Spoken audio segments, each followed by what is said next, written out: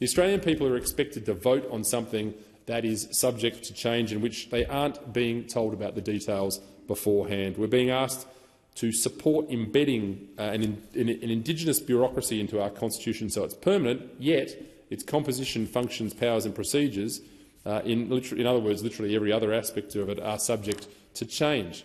One can only speculate about what this will look like, given every aspect of it is subject to change. But suffice to say, Australians simply don't have enough information to cast an informed vote. What they're voting for today will almost certainly look radically different from what they well imagine.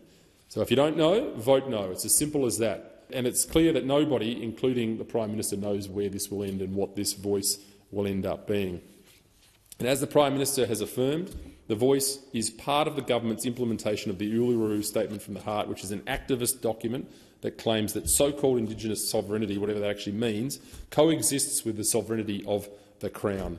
Why is Labor throwing its weight behind a concept that there are two Australias, one Indigenous, one non-Indigenous? Does it mean that somehow we're going to end up with two separate nations? When you think about it, it's all very strange that there are many grassroots organisations in Australia covering a huge spectrum of interest groups, from farmers to feminists, and they don't require constitutional amendment, millions of taxpayers' dollars to represent them in Parliament. They roll up their sleeves, they organise members themselves, and they get on with it. And one wonders whether why this isn't the case with The Voice.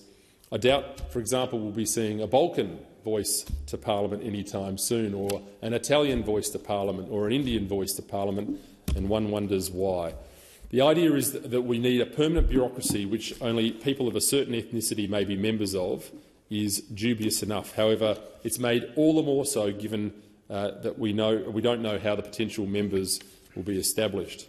Earlier this year, I asked the Attorney-General's Department to explain how legitimate Aboriginal status would be determined for eligibility into The Voice, and nobody could seem to explain that to me, and nobody ever seemingly can. Nobody seems to know what this is comprised of anymore, and my guess is that trend would continue if and when this was to proceed. The Prime Minister has stated that it would be a very brave government who disagreed with The Voice's recommendations, and we know that this race-based card is very, very powerful. We have to stop letting people who abuse it at the tone of the debate call them out for hypocrisy. The polling suggests that as time passes, less people are supporting this, with it gradually support waning over the past few years. I don't believe I've heard a single outcome being proposed by Labor or the Greens regarding The Voice. The entire yes case has been really nothing more than sentimental rhetoric about recognition, representation, reconciliation and so on. And when it comes to closing the gap, we need to start asking serious questions about the root causes of the issues.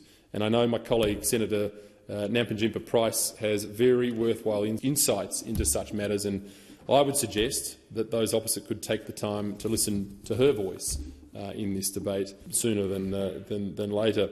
Whatever Labor's doing here, it won't achieve anything of value or importance for Indigenous people. I think we all know that. Deep down, Australians know that what is needed in our Indigenous communities is not the opinions of more highly paid bureaucrats, but genuine grassroots action carried out at the most personal and local levels. And if Labor's referendum is successful, it would likely achieve the creation of a permanent leftist bureaucracy that would presumably be used to push other agendas in the many years to come.